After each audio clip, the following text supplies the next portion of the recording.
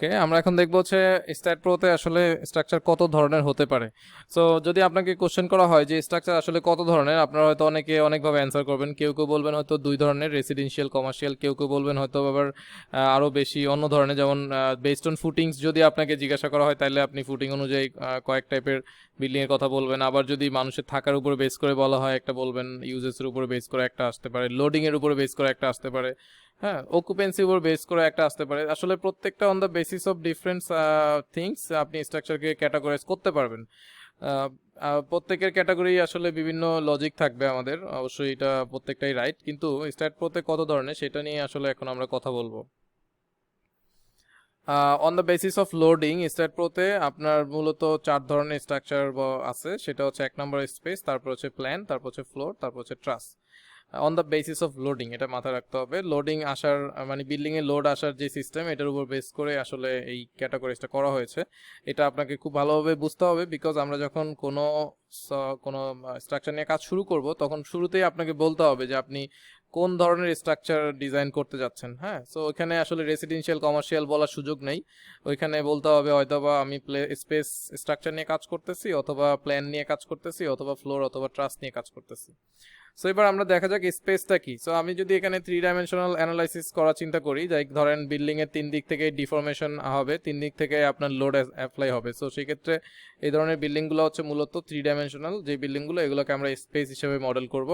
এরপরে যদি আপনি শুধুমাত্র একটা ফ্রেম নিয়ে কাজ করতে চান, যেই ফ্রেমটা হয়তোবা এক্স ওয়াই প্ল্যানে আছে, অথবা আপনার জেড এবং এক্স প্ল্যানে থাকতে পারে, এমন না যে 3 দিকে 3 ডাইমেনশন, ওটা হচ্ছে জাস্ট ফ্রেম। ধরেন আপনি একটা বিল্ডিং এর ফ্রেম নিয়ে কাজ করলেন। হ্যাঁ, তো এখানে যেমন আমি একটু আগে যেই এক্সাম্পলটা আমরা দেখতেছিলাম, লাইক আমি যদি একটু দেখাই আপনাদেরকে, লাইক এই সাইডটা যদি আমি চিন্তা করি, এটা কি হচ্ছে, এটা একটা ফ্রেম বিল্ডিং এর। হ্যাঁ, এটা তো আর 3D না, এটার মধ্যে শুধুমাত্র এখন জেড আছে এবং উপরের দিকে ওয়াই আছে। সো এক্স জেড ওয়াই অথবা এক্স ওয়াই এই প্ল্যানগুলোতে যখন কোনো স্ট্রাকচার নিয়ে আমরা কাজ করব 2D প্ল্যান, তখন আমরা মূলত এটাকে প্ল্যান স্ট্রাকচার বলবো। তার মানে একটা ফ্রেম মানে 2D, 2 ডাইমেনশনাল।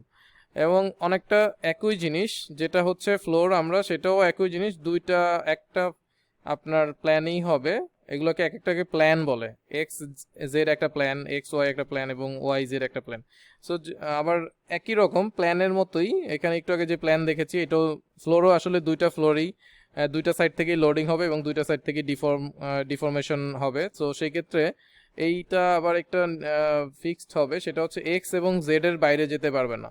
আপনি যেমন প্ল্যান নিয়ে যখন আমরা বলেছিলাম তখন এটা বলছি যে কোনো 2 ডাইমেনশনাল হতে পারে এটা, এবং ফ্লোরটা কিন্তু একদম ফিক্সড এক্স এবং জেড এ হইতে হবে, আদারওয়াইজ অন্য কোনো জায়গায় হইলে আমরা ফ্লোর নিতে পারবো না। তো এখানে একটা জিনিস বোঝার বিষয় আছে, সেটা হচ্ছে সব ধরনের প্ল্যানই আসলে, সব ধরনের ফ্লোরই আসলে প্ল্যান, বাট সব ধরনের প্ল্যান কিন্তু ফ্লোর না।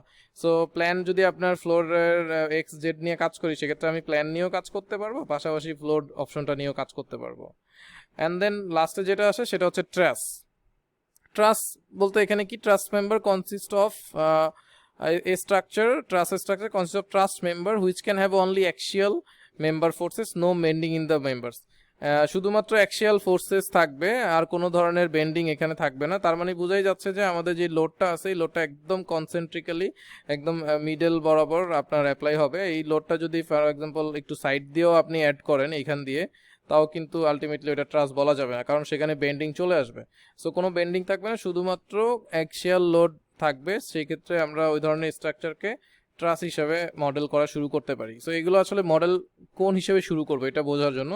তো লেটস সামারাইজ। প্রথমে যদি আমরা 3D বিল্ডিং নিয়ে কাজ করি, লাইক ফিজিক্যাল বিল্ডিং যেগুলো 3 দিকে ডাইমেনশন আছে, সেক্ষেত্রে আমরা স্পেস দিব। এবং যদি কখনো ফ্রেম নিয়ে কাজ করি, বিশেষ করে আমরা স্টিল স্ট্রাকচারের ক্ষেত্রে অনেক সময় ফ্রেম নিয়ে কাজ করি, তখন আমরা মূলত প্ল্যান স্ট্রাকচার ইউজ করব।